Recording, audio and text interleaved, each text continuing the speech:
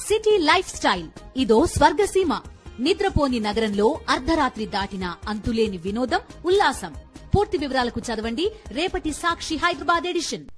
అట్లాగే మిగతా తమ్ముళ్ళు కూడా ఎవరైతే భయపడుతున్నారో ఇయ్యాల తిరుపతి రెడ్డి దౌర్జన్యాలకు, పోలీసు వాళ్ళ దురాగతాలకు భయపడుతున్నారో వాళ్ళకు కూడా నేను విజ్ఞప్తి చేస్తా ఉన్నా. మిమ్మల్ని ఇంతకంటే పీకేదేం లేదు. ఇప్పటికే కేసులు పెట్టిండ్రు, అటెంప్ట్ మర్డర్ కేసు పెట్టిండ్రు, ఇక జైలు అనేది తెచ్చి పెట్టిండ్రు. ఇంతకంటే మీకేం పీకేదేం లేదు. ఇంకా ఉరి శిక్ష వేసేదైతే లేదు. ఆడ జరిగిన దాన్ని ఏదో దానికి మసిపూసి మారేడికాయ చేసి పెద్దగా చేసే ప్రయత్నం చేసి తన అసమర్థతను, తన చేతగాంతనాన్ని, తన చేవలేనితనాన్ని ఇవాళ రేవంత్ రెడ్డి కప్పిపుచ్చుకునే ప్రయత్నం చేస్తూ ఉన్నాడు.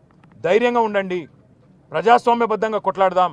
60-70 లక్షల ఎకరం విలువ చేసే భూమిని 10 లక్షలకి అడ్డికి పావుషేరు గుంజుకుంటానంటే తప్పకుండా మీకు అండగా మేముంటాం. న్యాయస్థానాల్లో కూడా మీకు అండగా మేము నిలబడతాం. ఎవ్వరు కూడా బెదిరించినా, ఎందుకంటే వాళ్ళు భయపడుతున్నారు, బయటికి వచ్చినాక బెదిరిస్తారన్నా, మళ్ళీ కేసులు పెడతారన్నా, మళ్ళీ జైలుకు పంపుతారన్నా, మేము సంతకాలు పెట్టాల్సి వస్తుందేమో అన్నా అని చెప్పి వాళ్ళు భయపడతా ఉన్నారు. వాళ్ళకి మేము అదే చెప్తా ఉన్నాం. బయట ఉండే ఇక్కడ సంగారెడ్డిలో కూడా మొన్న న్యాల్కల్లో ఇక్కడ కూడా మొన్న ఆందోళన జరిగింది.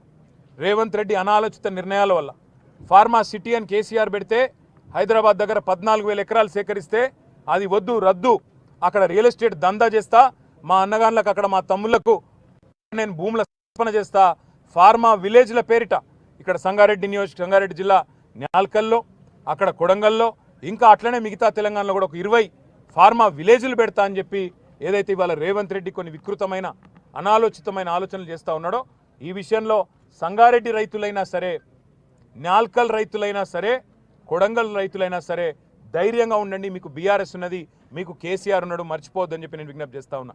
మీకు ప్రజాస్వామికంగా రావాల్సింది, న్యాయంగా రావాల్సింది ఇప్పించేదాకా మేము మీకు అండగా నిలబడతాం.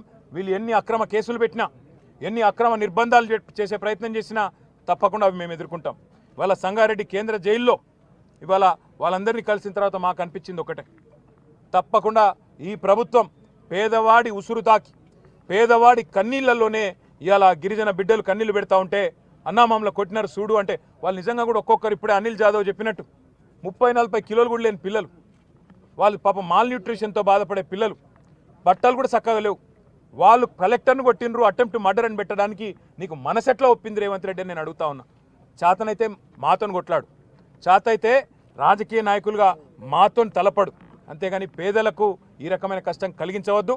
బేషరతుగా ఇక్కడైనా సిగ్గు తెచ్చుకొని ఈ కేసులన్నీ వెంటనే రద్దు చేయాలి, వాళ్ళని వెంటనే విడుదల చేయాలని చెప్పి మేము డిమాండ్ చేస్తూ ఉన్నాం. దాంతోపాటు ఇంకా రాష్ట్ర వ్యాప్తంగా ఫార్మా విలేజ్ల పేరిట సంగారెడ్డిలో కావచ్చు, ఇంకొకడ కావచ్చు, ఏదైతే ఇవాళ పేదల నోళ్లు కొట్టే ప్రయత్నం జరుగుతుందో తప్పకుండా అక్కడ కూడా బీఆర్ఎస్ పార్టీ పేదలకు అండగా ఉంటుంది, రైతులకు అండగా ఉంటుంది అనే మాట కూడా మీకు చెప్తూ, ఆ కుటుంబాలన్నిటికి కూడా మేము బయట కూడా మా అక్క కూడా ఇప్పుడే చెప్పింది, ఒక ప్రెగ్నెంట్ అమ్మాయి ఉంది అందులో జ్యోతి అని.